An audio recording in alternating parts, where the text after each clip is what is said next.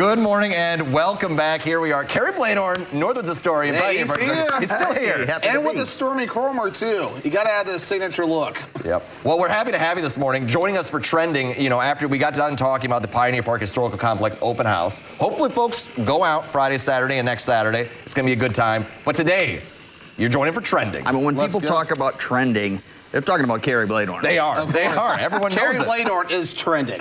It's so true. So we're going to hop right into it. I hope Kerry knows what I'm talking about with this first story. My Bologna has a first name. It's bologna, Michael. Bologna. I've heard it both ways. Oh, come on. It's definitely bologna. It's not a this guy on This is not a tomato-tomato situation. Tomato, potato, same thing, exactly. Exactly what Kerry said.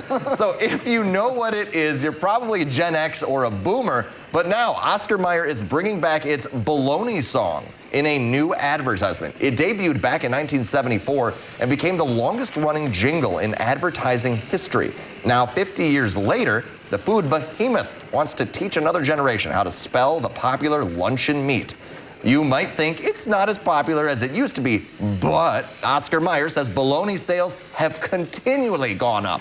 The company is even inviting fans to submit a recording of themselves singing the song for a chance to win an Instacart credit. You can find out how to get involved at the singtopay.com. There are people at home right now singing, my bologna has a first name. It's O-S-C-A-R. Of course I know Kerry it. knows it. Come on. I don't know it, unfortunately. I know that when... That's right. Hey, that's what us, elders are here for, to train you younger folks on how to sing the Oscar Mayer bologna song. I remember the commercials that where the kids sung about, the Oscar Mayer wieners and stuff. That was apparently a song, too. I am not up to date with my Oscar Mayer wiener songs, so I'm happy to have the jingles from Kerry and some sort of reference from Devin. Should I knock some sense into him? No, what you should do is tell us what's trending, Devin. Yeah, I guess I should in that situation, Yeah, too. sure. Go ahead for it, Devin. If you think something's trending, just go right on into it. Okay, so internet users were interested in who died this year according to Wikipedia searches, which we all know a lot of English teachers do not encourage people to go on, but people go on that site anyway. But anyway, the Wikimedia Foundation, which operates the crowdsourced encyclopedia, says a list of deaths in 2024 was the most visited page this year. It garnered more than 44 million views in Wikipedia pages about Vice President Kamala Harris in the 2024 U.S. presidential election, ranked second and third on the list. And the fourth most visited page was about the Menendez brothers, who are serving life in prison for the 1989 murder of their parents. And other top pages included Donald Trump, Indian Premier League, and J.D. Vance. So a lot of political in it this year, with it being a presidential election year and all the political ads. I'm glad those are over.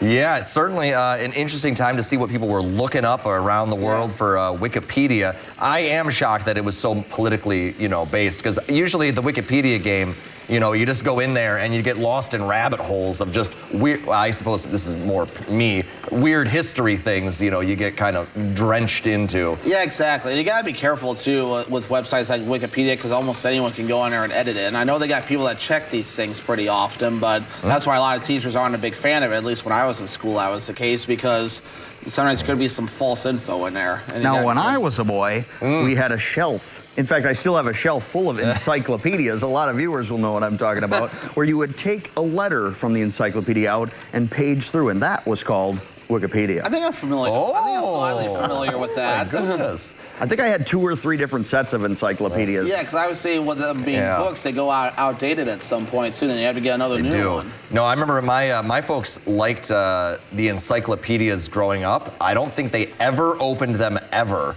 But they liked how they looked. So we had 2 different versions. There was a dark blue version with like a little bit of gold styling, and then there was like a white cream colored one we had as well. Both sets, massive books on the bookshelves. Something dusty as could be. And probably very nostalgic, right? Well, something professorial about having a beautiful collection of encyclopedias on your bookshelf. Exactly. How do you pronounce that word, Kerry? Encyclopedia? Is it encyclopedia or encyclopedia?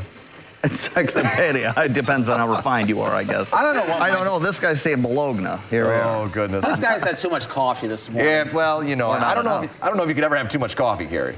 Yeah. I don't drink it. Oh, you don't drink coffee? No. My mom got me into coffee, but Tea. sweetened. Tea. Oh, your tea. All right, a fancy tea man. Well, I think you have one story for us, Carrie, here. Yeah, so Jaguar, or Jaguar, has revealed its Type 00 concept car. Ooh. It's the first glimpse of a new electric vehicle following the company's controversial rebrand. The Type 00 is boxy with sleek lights, a long hood, and a 23-inch alloy wheel. The British automaker said it's presented in two colors, Miami pink and London blue. Delightful.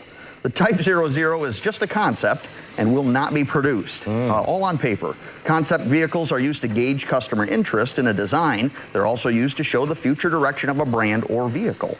Jaguar is preparing to relaunch as an electric-only automaker in 2026. Its rebrand includes its redesign of its pouncing cat logo and a new monogram. I mean, what do you guys think about? I mean, I know a lot of these cars like this one here are kind of going to more I don't electric. really rove in Jaguar circles, so whatever Jaguar does with their cars is fine by me, I guess. I saw there was one Jaguar, like old, there was an old version of it, and it looked really cool in town in Tomahawk.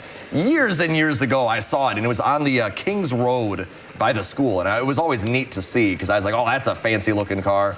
But yeah, I don't know of how many Jaguars I'm going to be driving in the future. There are people at home right now saying, it's Jaguar, it's Jaguar.